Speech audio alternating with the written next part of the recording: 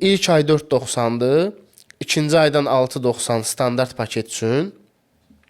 İlk ay 9.90, ikinci aydan 12.90 premium paket üçün. Hər ay. Aylığı. Aylığı, bəli. Bilmirəm qiymətlər necədir. Rahat deyə bilərsiniz bu arada fikirlərinizi. Normal. Mən fikirləşirəm. Mən gəlməmişdən İstəyirsiniz- qabaq bir də içinə girib baxdım. İstəyirsiniz Fikirləşirəm ki, standartla premiumu deyin fərqini, Deyin, elə deyin, qiymətləndirin. Standart budur ki, adam pul verir 4.90-ı, məsələn ilk ay, girir və bütün filmlərə baxa bilir. Amma bir neçə film olur ki, onlar premium filmlərdir. Onlara görə əlavə ödəniş verməlidir. Aha.